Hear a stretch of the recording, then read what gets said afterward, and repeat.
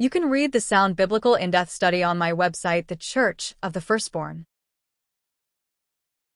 This conversation is powered by Google Illuminate. Check out illuminate.google.com for more. Welcome to the discussion, everyone. Today we're tackling a pretty heavy theological question. Does the second death in Revelation mean eternal death and total annihilation, or is it something else entirely? It's a question that's been debated for ages, hasn't it? The language is pretty intense. Intense indeed.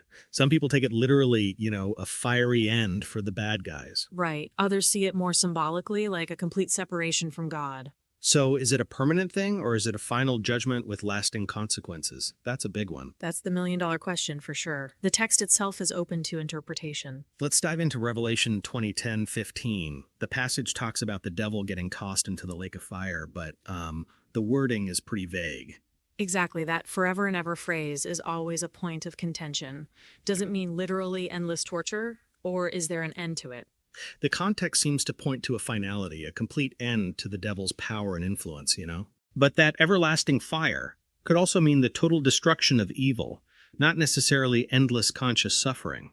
The imagery is powerful, that's for sure. It really evokes a sense of final judgment. But the symbolism of fire and brimstone is used elsewhere in the Bible to represent destruction and purification. So the second death could be the ultimate consequence of rejecting God, a complete and irreversible separation. Yeah, a state of non-being, maybe, instead of unending torment.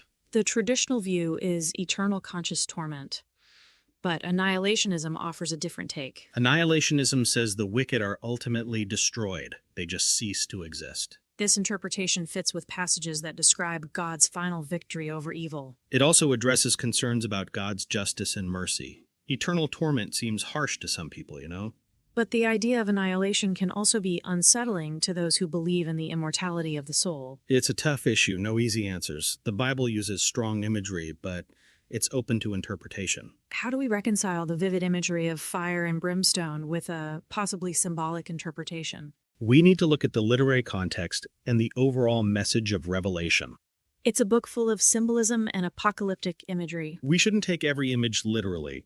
The main point is the ultimate triumph of good over evil. So, the lake of fire could represent the final defeat of evil, whether it involves conscious torment or annihilation. The emphasis is on the finality of the judgment, the irreversible consequences of rejecting God. The context of Revelation is key. It's a book of visions and prophecies, not a straightforward history lesson. The imagery is meant to show the scale of the final judgment, not necessarily the exact mechanics of it. So, focusing on the overall message of God's victory and the ultimate fate of the wicked is more important than debating the specifics of the second death. Yeah, we should focus on living a life that pleases God, not speculating about the details of hell. Do other scriptures shed light on this second death concept? There are passages that talk about destruction and annihilation, but they don't always use the same imagery as Revelation. It's important to consider how death is used in the Bible. It can mean physical death, spiritual death, and eternal separation from God. The second death might be all those forms of death combined, a complete and irreversible separation from God's presence. Ultimately, what's the most important takeaway here? The importance of faith and obedience to God. We should focus on living a life that pleases Him. The details of the second death are less important than the reality of judgment and the need for repentance. It's a call to live a life of faith, knowing our choices have eternal consequences. Should we aim for a balanced perspective, acknowledging the mystery while emphasizing the importance of faith? Absolutely. We can acknowledge different interpretations without losing sight of the main message. The Bible uses powerful imagery to convey profound truths, but it's up to us to interpret them wisely. We should focus on the overarching themes of God's love, justice, and mercy. Is it dangerous to be dogmatic about our interpretation of the second death? Yes, it can cause division and conflict in the church. It's better to approach this with humility and a willingness to consider different perspectives. We should focus on what unites us as believers, not what divides us. How does God's grace fit into this? God's grace is central to the Christian faith. It's His undeserved love and mercy that offers salvation.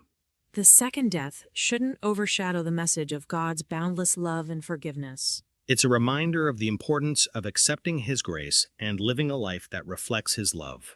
So while the exact nature of the second death is open to interpretation, the core message of judgment and the importance of faith is clear. Exactly. The focus should be on living a life that honors God and reflects His love. That was a great discussion. Thanks for being here. Thanks for watching. Don't forget to subscribe, like, and comment.